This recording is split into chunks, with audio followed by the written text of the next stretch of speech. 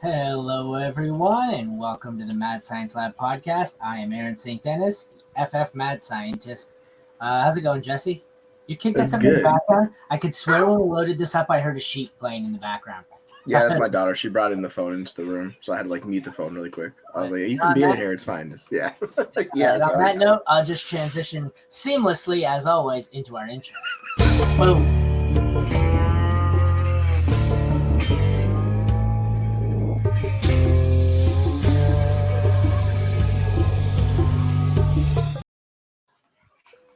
Completely caught me off guard. I went to start talking. I was like, did I just hear a sheep? What the heck? We are very excited about these matchups. Yes, very much. How'd your week 7 go? Hit or miss, you could say. It was just pretty chaotic. A few of the guys I was counting on, such as Eckler, and they let us down. And then, of course, certain guys scored in the end zone, like Najee, Jalen, the Rams running back situation, Darryl. Like, a couple of those guys came through. So, yeah, it seemed kind of a mixed bag for myself. How was your week looking?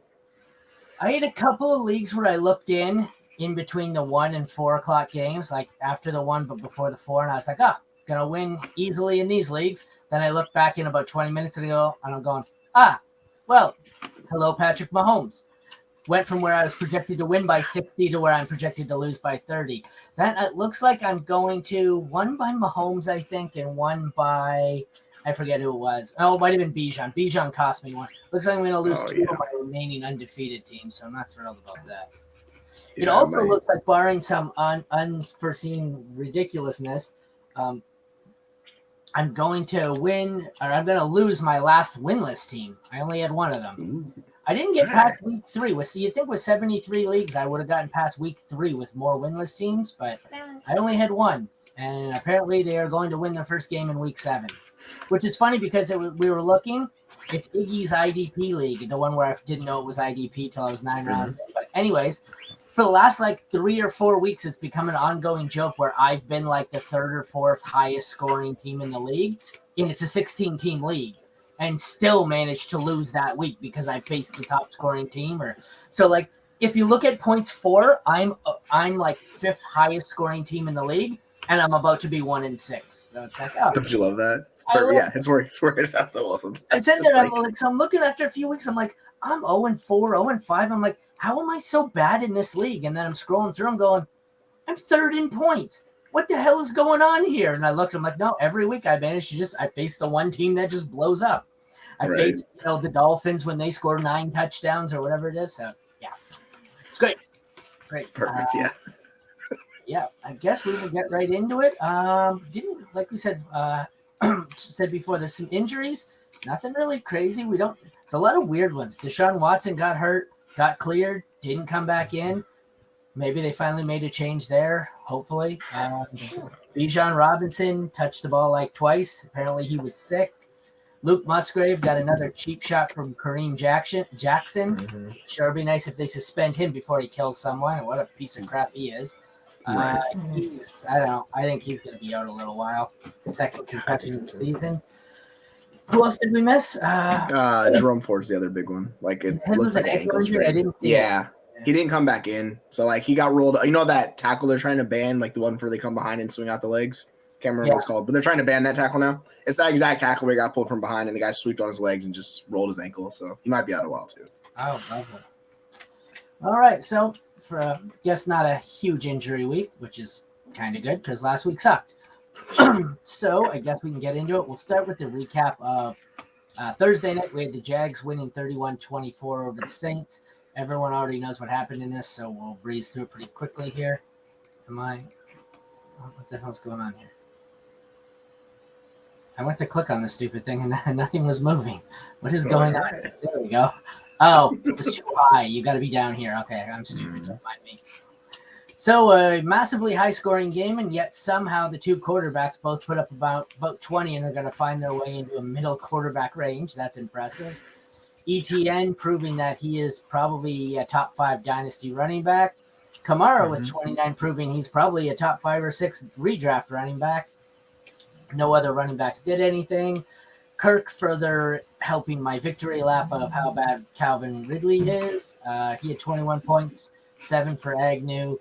Michael Thomas had 13. Olave had 13 will round here. Rashid Shaheed with 7.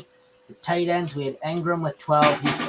Taysom Hill actually is being played as a real tight end and was good again. Touchdowns are a lot of it. So he had 19. 8 for Foster Moreau with a big drop in the end zone. Kickers were okay. Jags defense was okay. Saints defense was not. What do you think of this one? Saints left a lot of points on the board. They got into the red zone 5 times, and they scored 10 points in those 5 opportunities. And, I mean, you can just look. They had 55 pass attempts. If you're passing it 55 times and you have Thomas with 7 targets, Shaheed with 8, Olave with 15, and nobody gets 15 points, like, you know something went wrong. So they just missed a lot of points. Like, it could have had a lot more. But it was an entertaining game. It seems like the kind of Saints season where they're just close, but they just keep missing it just a little bit. And the Jags did enough. So, sometimes that's how it goes.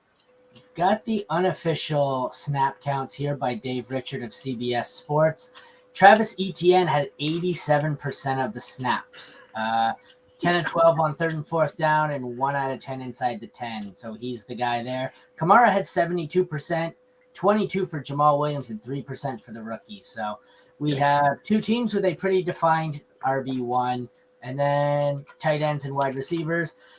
They both seem to be a mess here where there's lots of options, and none of them ever seem to repeat from week to week. Chris Olave, I don't know what the hell. I don't know if it's his toe or if he's just sick of Derek Carr missing him by 50 feet, but he looks to have given up on a lot of plays and not real thrilled. But what do you expect from an Ohio State receiver? Yeah. This is the troubling thing for me because 2 of my favorite receivers on my favorite team are from the college football team I hate more than any in my life because I'm a Michigan fan. So it really pains me to want to cheer for Michael Thomas, who I have a jersey of, and Chris Olave, who I have a jersey of. But what do you expect? Ohio State receivers doing what they do. Right, exactly. It's been like for the longest time, Ohio State receivers were pretty bad in the league. Thomas was finally one of the ones that broke through with that, and then Olave and a couple other guys. But yeah, it's been interesting with those Ohio State wide receivers. But yeah, those are 2 of the better wide receivers in the league. I mean, what are you gonna do, right? Sometimes that happens. Next up, we've got the Ravens 38, the Lions 6. I did not see this one coming. I said this is the Lions coming out party. Well, it was not. Definitely a coming out party. Same old Lions. They build up the hope and then they crush you. We had 40 points for Lamar Jackson, who I'm glad I traded for this week in a dynasty win now move.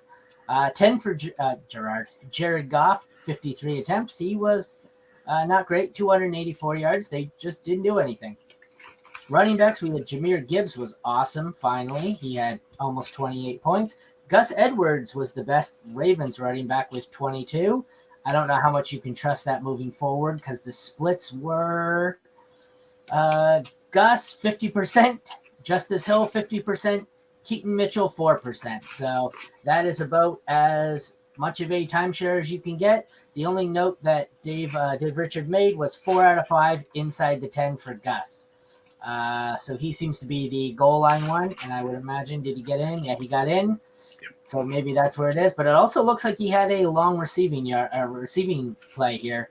40 yards. I didn't see a lot of this game because Red Zone quit watching it or posting it because it was so one-sided. But that was the weirdest play you'll probably see from Gus Edwards. Like, you just don't expect him to go 80 yards to the house pretty much, like, ever. So I was like, wait, what happened? So I was like, oh my goodness. But yeah, sometimes it's just game split like this. Like, and this is, we'll hit on the Cardinals in a little bit. Like, DeMarcado saw the most snaps last year and got no work, right? And then in this game, it kind of flipped to it where it's a split, but one of the guys just got a lot more work than the other one. It's just, sometimes that's how it goes with these split backfields, right? St. Brown does what St. Brown did. He put up 23. Zay Flowers was also good, but not as good. Both of them probably have deceptively low totals because neither of them was able to get into the end zone. 19 targets for Amon-Ra St. Brown, 13 receptions. That's vintage Cooper Kupp level targets there. 23 points, and he didn't get in the end zone. But even like I said, Zay, almost 13 there. A lot better if he gets in the end zone. So I think Zay is not a buy low, but he's a buy medium. I think he's going to blow up. So you're not buying Amon-Ra St. Brown, especially in Dynasty. You just don't get him.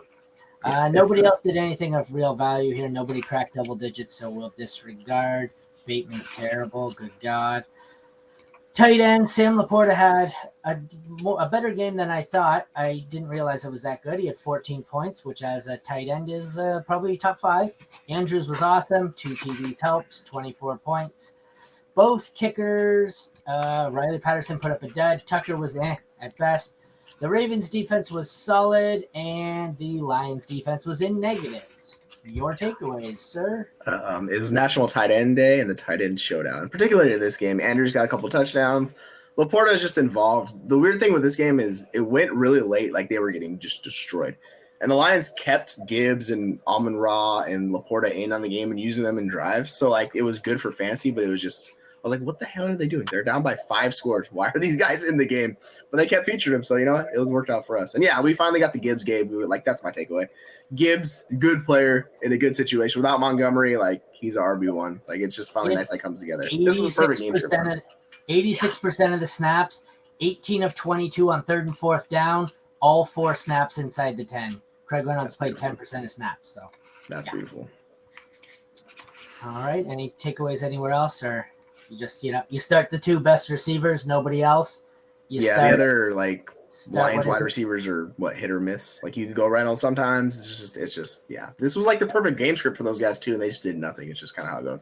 And J-Mo 0 for 6. At least he got 6 targets. I guess that's What is that? I didn't even notice that. 0 for 6. That's brutal. That's like T. Higgins a couple weeks ago, where you're just like, hey, guess what? The targets, they're there. Yay. So, but Goff is normally pretty accurate quarterback. So what is this? It was just they're down and he's heaving up long bomb Hail Marys to J-Mo and they just didn't come down?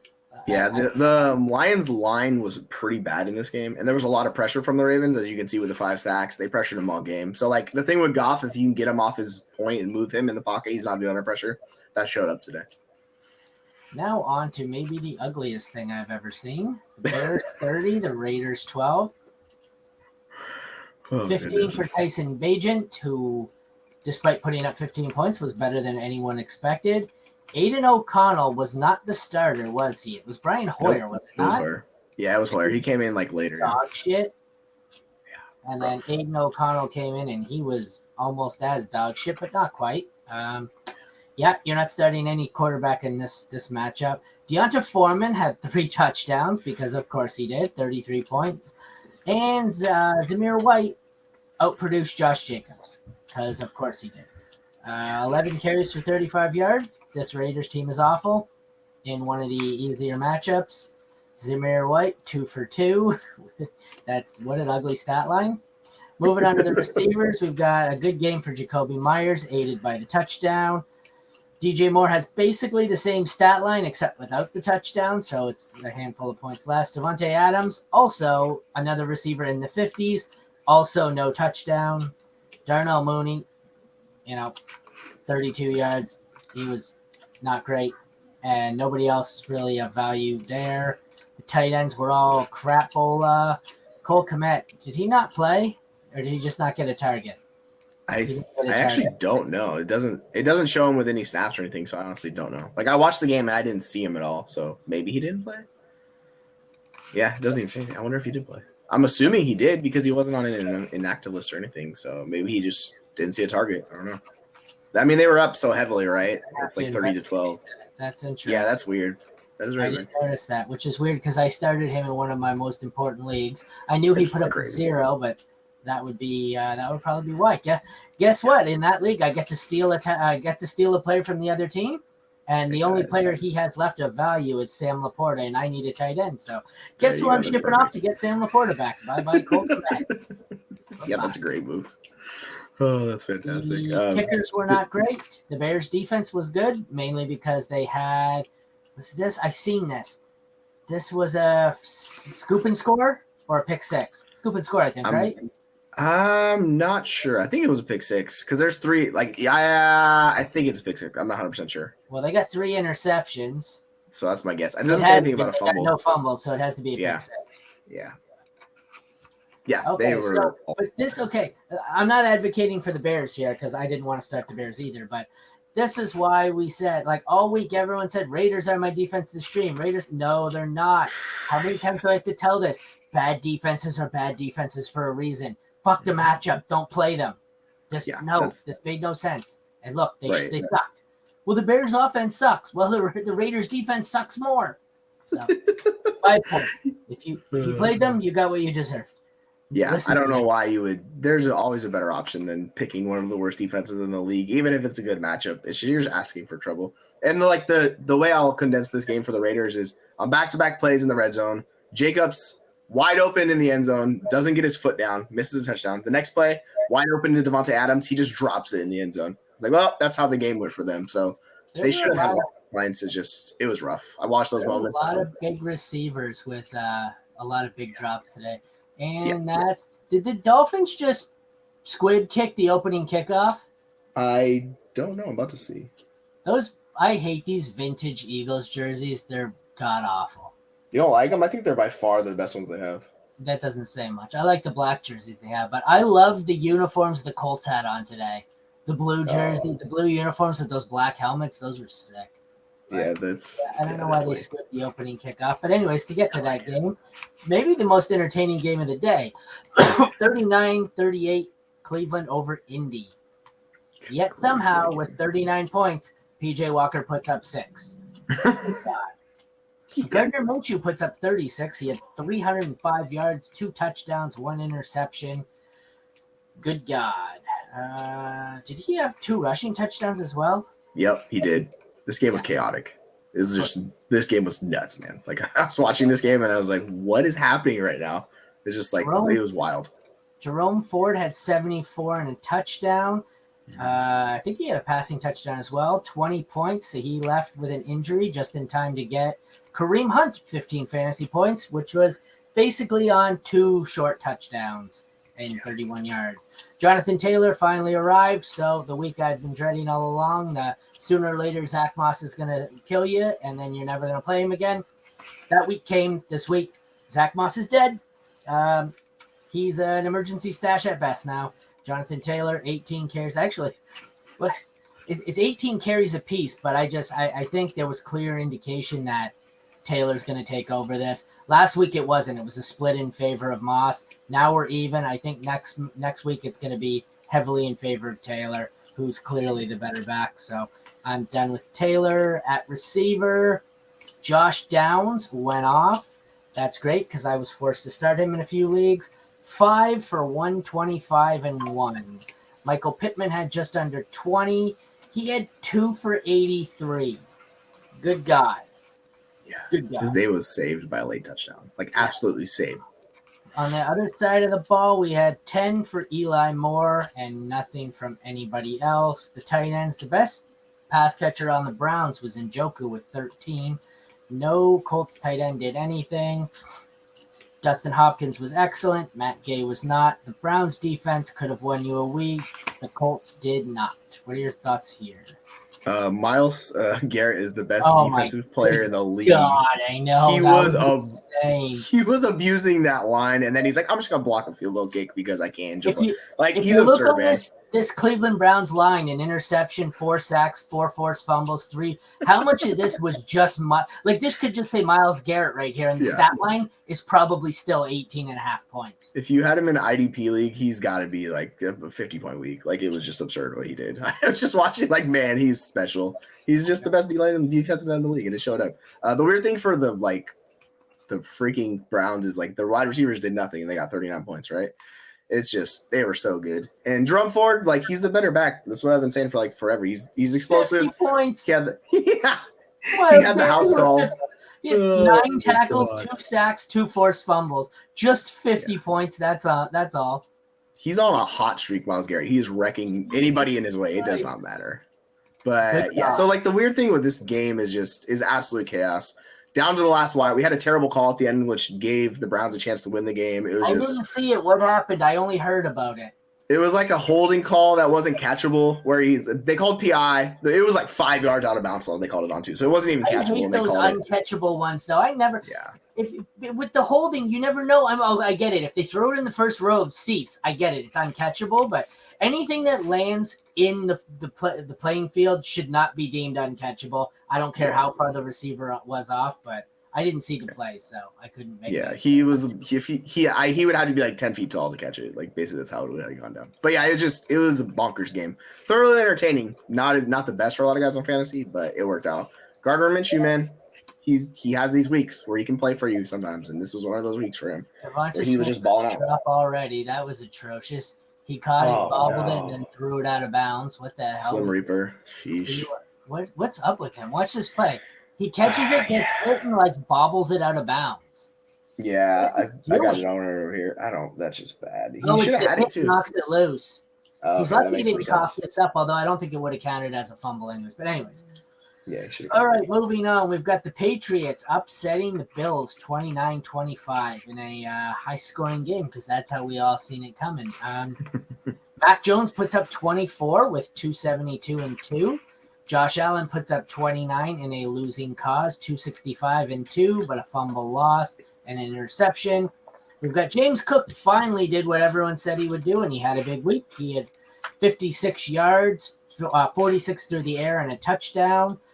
Stevenson did something. It was 34 on the ground and 51 through the air. So both of the guys in this made their way today in the receiving game.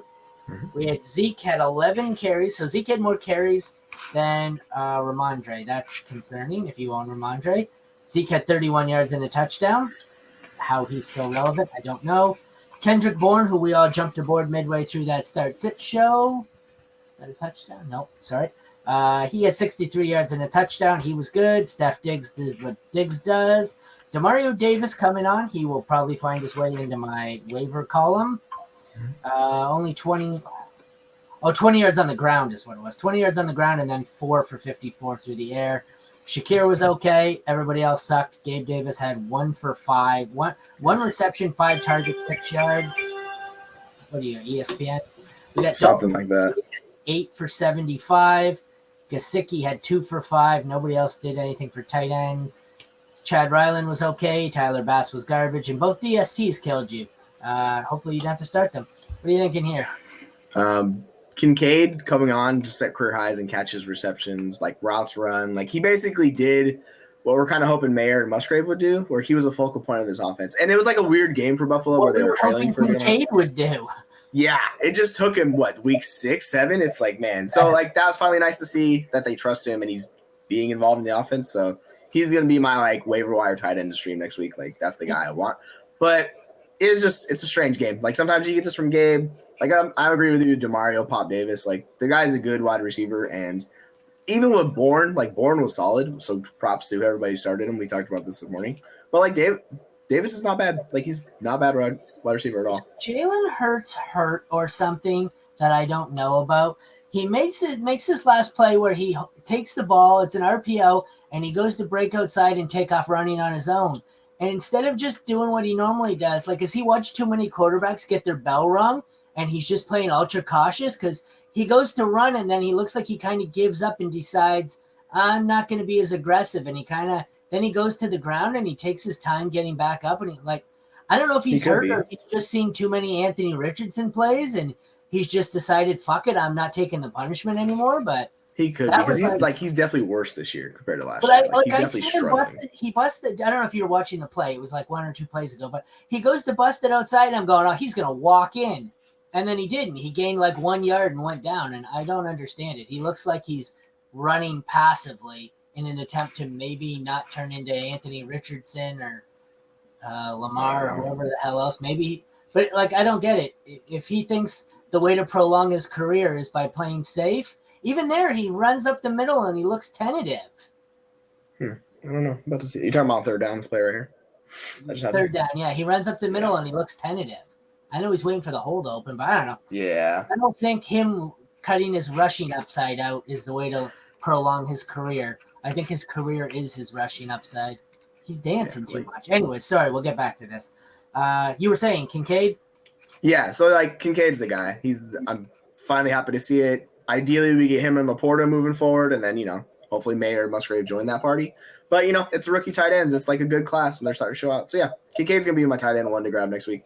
And then, it's finally nice to see the running backs involved. We had Stevenson, Cook, with the receptions. Like James Cook had a nice reception that he took to the end zone in the house, and that's how he scored his touchdown because they actually had him in the goal line package and stuff like that. So, hopefully that continues for him. Latavius Murray saw far less work than Zeke did on the other side. So take from that what you will. But Josh Allen's just, he just set it and forget it. That's what Allen does. 26 points, no big deal. It's kind of amazing that next year in redraft, I think 4 of the top 12 tight ends drafted are going to be rookies. What do we got? Laporta, Kincaid, Mayer, Musgrave? Yeah, probably. Like, the tight end's just so bad. Once you get past Goddard, which is like tight end 8 or whatever, it's just pick your guy, right? So they'll be in that area with him probably. Jesus, this is ugly. This game sucked. Giants 14, Commanders 7. I don't know what the hell. Sam Howell is just a mystery to me. I think he's good, then he's terrible, then he's 249 and 1 for 10 points. That's ugly. Tyrod Taylor, 279 and 2 touchdowns for 25. Go figure. Saquon looked good, got hurt, came back in. Looks like he's all right. He put up 77 and 41 through the air with a touchdown. Lost a fumble to limit that. Brian Robinson, you would think this would be more in his favor, but it doesn't look like they got any rushing going. 23 for him, 7 yards for Gibson. 31. Why is Chris Rodriguez splitting the carries with Brian Robinson? I don't understand. They've talked about him for a while there. They like him. Like he's They're basically the same Brian player. Robinson. They're plotters. I don't like. It's just Rivera's thing, man. He likes those guys. I don't get it.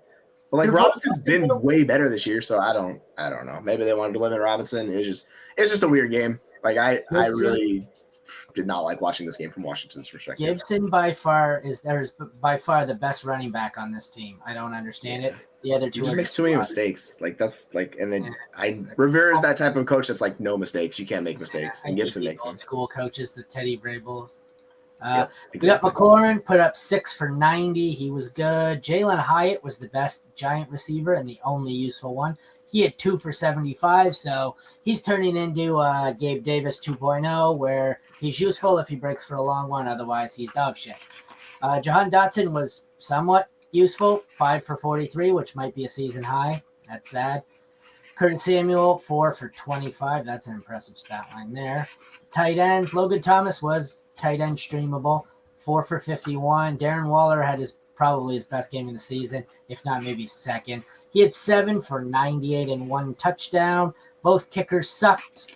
Both defenses that were my 1 and 2 defense, I guess they weren't terrible. The Giants were pretty good. Where did we go with in the end? We said this because the Giants have playing the Eagles against the Jets next week, right? Yeah. And we said drop Washington. So we said drop Washington and stream the Giants. Well, if you listen, that paid off. Yes. It was a good Thoughts?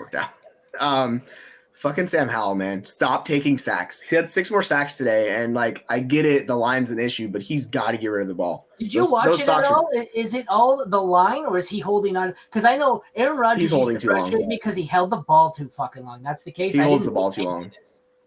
He always tries to make plays. Like this is the problem with Howell. He always tries to make plays. I'm like, dude, just get rid of the ball. I don't care. You're killing the drives. He can run. Why doesn't he run instead of sitting in the pocket? I don't get it. I don't know. He's just so frustrating to me. Like I'm like, you have talent, but like you limit yourself by doing this. So, until he clears it up, and I don't think he's ever going to because he's on pace for like 100 sacks this year. Yeah. So there's part of that. And the thing for Robinson is they were behind. They struggled. He got limited, kind of like what we're talking about if they're not winning. Like there's that issue with him. But the takeaway is Saquon. Like he's back. Him and Waller. Those are those bell cows in the offense, and I'm curious. I want to see Hyatt's snap percentage in his routes run because he is intriguing, like rest of season at least in that offense. It's just I don't know how much he saw this week, but I'm curious to look at that later. I don't know if Dave has that up. I clicked off. I know he has it for running backs. I'm not sure if he has the wide receiver one up yet.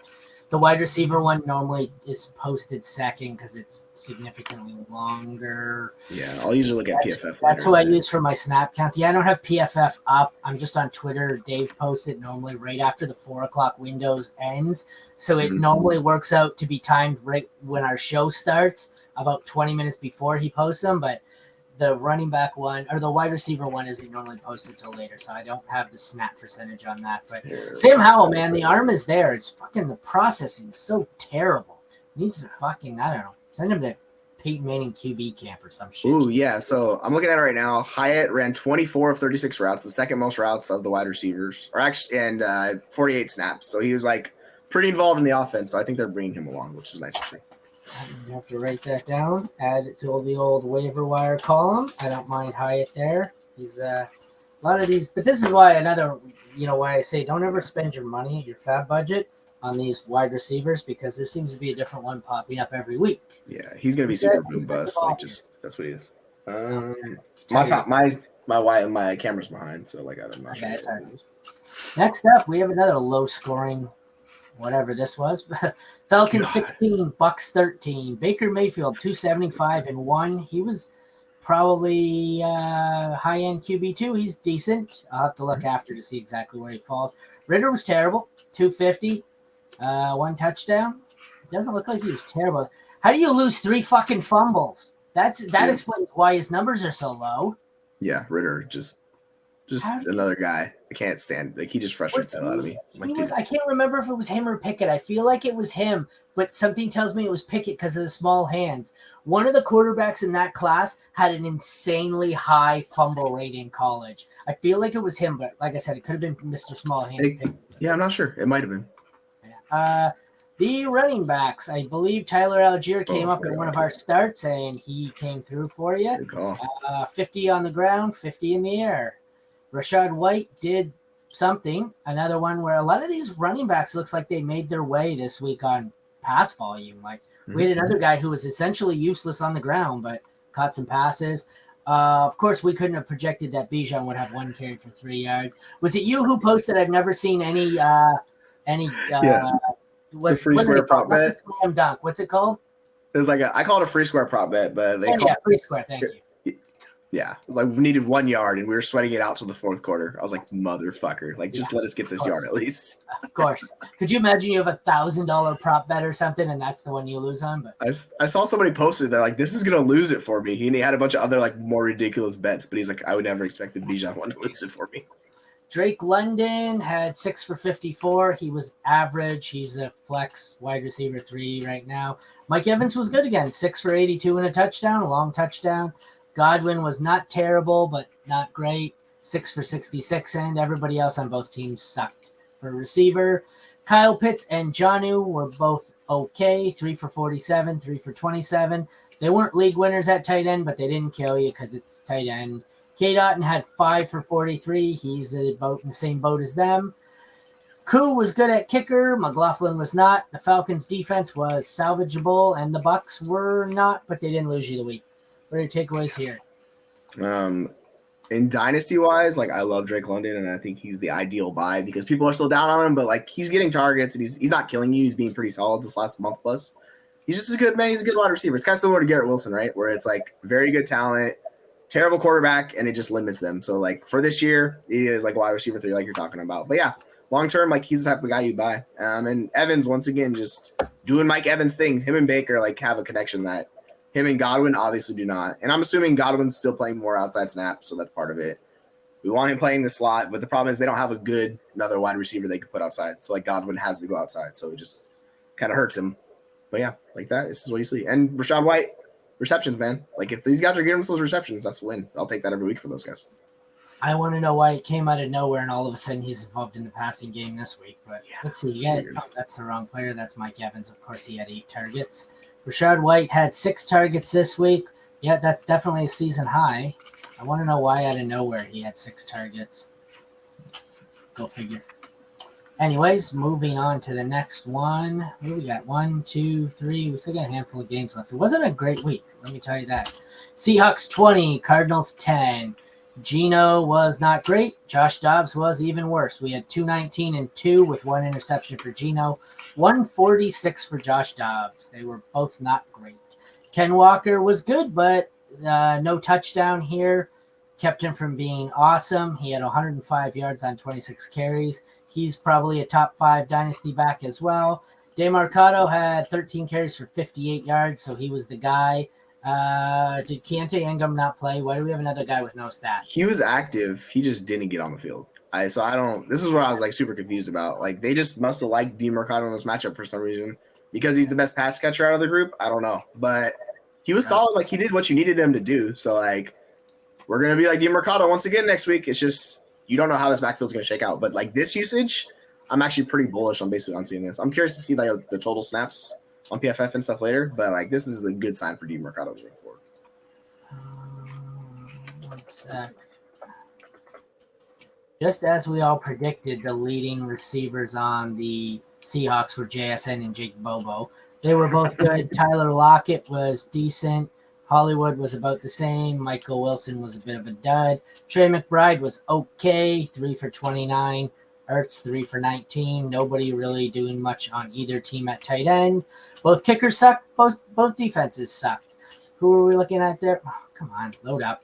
We're looking for Demercado, right? Yeah. I have it here somewhere. One second. Where is it? I just had it. Oh well. Demercado had 81% of snaps. Damian Jesus. Williams had 19. No snaps for Keontae Ingram. Yeah, that's weird. That's so strange to me. But I mean, that's like really good news for Demercado. Like he gets all the receiving work. He gets a good amount of like 84%, like you're saying. Like, yeah, that's, you can bet on that moving forward. It might kill us, but I'm all right with it. Oh, lost Aaron. No, we didn't. I tried to. I got a sneeze, but I couldn't get it out. So I it's all good. did. I get my mic muted in time. I did.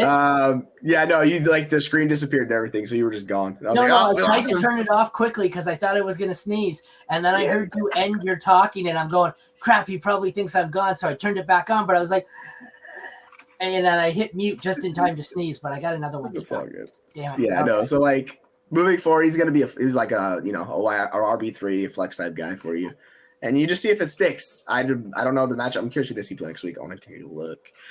They got Baltimore and Cleveland the next two matchups, so those are pretty good defenses. So Not good. We'll see how that works out. Like you're basically with Kyler coming back, it's going to raise the offense. We just don't know when he's going to come back. I want whatever running back seeing the touches with Kyler. So Kyler supports good fantasy options. Like that's one thing he's done throughout his career. So if that's Demercado over the next couple of weeks, like I'll be more confident with him moving forward. It's just we have two completely different games, so it's hard to take a lot away from it. The high-scoring shootout of the year is 3-0, almost at the end of the Of course, right?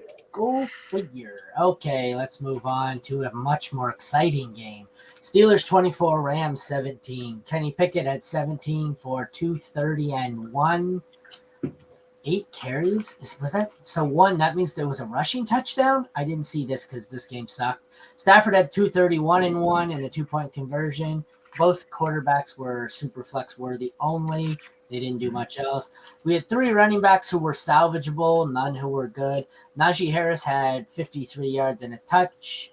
Warren had 32 and a touchdown. Darrell Henderson had 61 and a touchdown. So we see 3 average running backs with their days salvaged by a rushing touchdown. And much like I said, you knew what was going to happen. Darrell Henderson was going to be the guy here, although he only out-carried Royce Freeman 18-12. Let's see if I can get the snaps on that one. It was 58% to 42 for Darrell Henderson or Darrell or whatever it is. Wide receiver, we have 4 receivers who were at least startable. None named Cooper Kupp. We had 5 for 107 for Pickens, 5 for 79 for Deontay, 8 for 154 for Puka, 1 for 31, but a touchdown for Atwell. And Cooper Kupp only had 2 for 29. He had like 3 bad drops earlier in this game. So I don't know if the Breakfast Club there is starting to sour on one another, but yikes. Tight ends did nothing. They suck. The kickers suck. And the DST suck. Thoughts? Yeah, a lot of it. This game was really weird. So I'm going to go on a little tangent. They need to fix how they decide spots and ball placement because that 4th down sneak that decided the game, like you couldn't tell shit. And then they put it in a spot that I was like, man, we got to get some tracking on these balls, whatever, because that was just frustrating. I was like, I don't think he got it. And then they do this and they bring out the chains and you're like, this system is so antiquated. But yeah, I mean, the running backs, they all kind of just, mucked it up a little bit. They got in the end zone. The only difference, Freeman didn't get in the end zone. And pour one out for whoever went big on Zach Evans in waiver wires this week because he didn't even see the field. So, yeah, that sucks for you guys. I'm sorry about that. But we were talking about this. And, yeah, Puka's really good. Like, he's a wide receiver 1 moving forward along with Kupp. This is the thing. It was nice to see both Pickens and Johnson as involved as they were in the offense. So, like, you can trust both of those guys moving forward. It's not going to be quite the Rams level, but they'll be solid wide receiver 2, wide receiver 3 for you guys and just see how it shakes out. But overall, it was an entertaining game at least.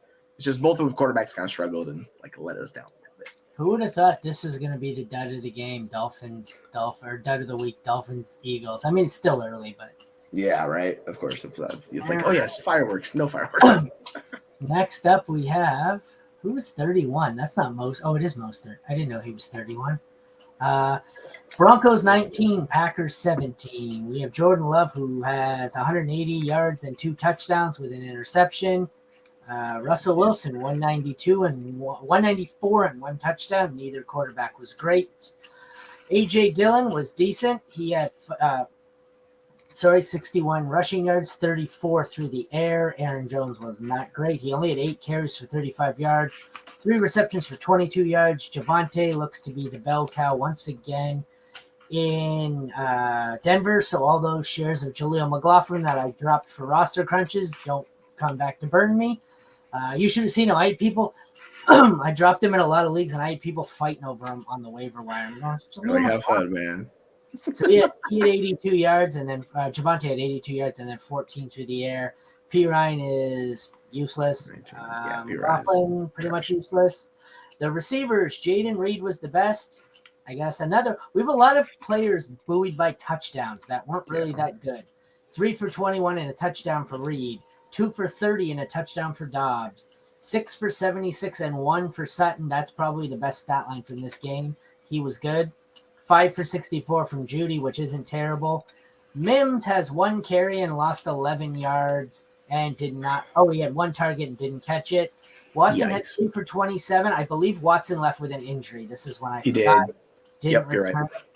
Right. Tight ends here. No tight ends of use on Denver. Luke Musgrave was having a decent game till he got a Kareem Jackson cheap shot. He had 4 for 30 and was knocked out of the game and did not return. I think he's going to be missing multiple weeks here, which is going to put a real damper on him. Will Lutz was good. Anders Carlson was not. Both defenses sucked. Thoughts? Yeah, it was. So that whole touchdown for Reed went through Dobbs' hands. He should have caught in the end zone. That was ridiculous. So Dobbs should have had 2 touchdowns. He should have been looking real nice with those touchdowns. It went to Reed, saved his day. But yeah, like both the wide receiver 3s where we have Reed and Mims, they're just not getting enough work and not getting enough snaps to really take through like a hold of the wide receiver 2 or the wide receiver 1 job. They're kind of the ancillary pieces, particularly Mims. Like I know people want him to happen. I don't really think it's going to happen unless Judy gets traded, because we saw Judy and Sutton. They're on the field all the time. Mims only comes on the field in 3 wide receiver sets. Like he just can't block. So like you can't put him in on the 2 wide receiver sets. But yeah, overall, like the running backs, I guess Dillon was the thing this week. I'm curious to see how much snaps Jones played. Seemed like he was hampered a little bit still, so that's probably why they limited him the way they did. And Jordan Love blew it with a late interception where they could have won the game, and the Packers might want to think about retooling for next year. The answer to your question is 57% for A.J. Dillon, 34% for Aaron Jones, 8% for Wilson. Aaron Jones was 2 for 2 on carries. He had both carries inside the 10. It was a 50-50 split on 3rd and 4th down. So it looked like Aaron Jones was still getting the high-value touches, but they might have eased him back in, and they put all the between the 20s rushing onto A.J. Dillon, which is probably why he had just an average game. Yep. We'll wrap it up here with one of the more exciting games, I guess. The Chiefs win 31-17 over the Chargers. Patrick Mahomes has himself a day. 424, 4 touchdowns. That's gross. That's a lot. Justin Herbert was not good. 259 and 1 touchdown, but 2 interceptions. It's not a great game. Josh Kelly outperforms Austin Eckler with half as many carries because he broke a long run here. He had 7 carries, 75 yards, and the long touchdown. Eckler had 14 carries, 45 yards, 1 reception. Pacheco had 13 carries, 32 yards, 4 receptions, 28, and a TD. McKinnon was useless. Hilaire was less than useless. Receivers, Josh Palmer had 5 for 131, a long catch that didn't score. Keenan Allen was a disappointment, 4 for 55. NVS was the guy on the Chiefs here. He had 3 for 84 and a touchdown. We have another guy with a long touchdown. A lot of players being, surviving this week on long touchdowns and touchdowns alone. There was not a whole lot of great yardage totals. Rashee Rice, 5 for 60 and a touchdown. Nobody else on the receivers did anything. Quentin Johnston appears to be completely pissing away any chance he has here with Mike Williams out. He has got 1 for 20 yards, and it looks like Josh Palmer is just better than him. Tight ends, we had Travis Kelce, just 43 points. That's it. 12 catches on 13 targets, 179 fucking yards and a touchdown with a long touchdown there. Could have had another one, but he dropped it and then beat the shit out of the ground for about 20 minutes. That was funny. I saw that. Gerald Everett, 3 for 26 and was saved by a touchdown, which is the theme of the week, saving weeks by touchdowns. Kickers were average, didn't kill you, didn't help you. Chargers defense sucked. You weren't playing them anyways. Chiefs defense didn't kill you. They were all right if you streamed them. What do you think about this? On National Tight End Day, the king of the tight ends really just let everyone know, like, there's no one even remotely close to me. Like, it was just ridiculous how they used him. It's just nonstop Travis Kelce. And I mean, the difference is Mahomes had 4 touchdowns. Herbert had 1, and like that's why the scores are so shifted. Obviously, Mahomes had 424 yards. He played a lot better, but those touchdowns don't stand out, right? And then I think the funniest thing I saw on Twitter was everyone referencing Josh Kelly being so much better as the RB2 and that offense when Eckler's healthy. And compared to him when he's an RB1, he can't trust him. It's just sometimes how it goes. Like, I think ask Tony Pollard and Alex Madison. I think that's fairly common. Like, they were much better as RB2s than they are as RB1s. So. Yeah, and you're right about QJ. It's just he's not doing anything. Like, I know we talked about on League Winners and Tom did the breakdown of him, but man, he's not seeing targets. They just don't care. And Herbert obviously doesn't trust him. So, Rashee Rice, dude, 6 more targets, 60 yards. Even if you don't even count the touchdown, that's still a solid day. Like, I'll take that for him. So yeah, I'm pretty bullish on Rice moving forward in that offense connected to Mahomes. So yeah, that's my biggest takeaway of all of this. All righty. I think that about wraps it up. It was an interesting week 7. We are 3-3 at about the end of the first quarter on Sunday Night Football. Check back with us Tuesday at noon for our Week 8 waiver wire. Then we're sometime Wednesday. I haven't decided on the case or the time yet. When I figure it out, we will have the People's Court sometime Wednesday live. Then we're back at noon Thursday, Friday with the AFC and NFC home game previews. And our live sit show, I almost said it there, is Sunday at noon as usual. So for Aaron and Jesse, kind of a quiet house after having a packed house on the Sit Start show. For Aaron and Jesse, thank you for tuning in. This has been the NFL Week 8 Fantasy Football Game Recap. It's been a long day, man. Been a long day. Yeah, I feel all right, this has been the Mad Science Lab podcast. Hope you had a bit. Sorry. I thought Boston Scott was going to take one to the house as I signed off, but he didn't. And you're like, no. It was close. So, all right, this has been the Mad Science Lab podcast. Hope everyone had a good time in week 7. It was kind of a mess, but we're past it. So let's move on to week 8. Take care, everyone. Have a good night. All right. See you, folks.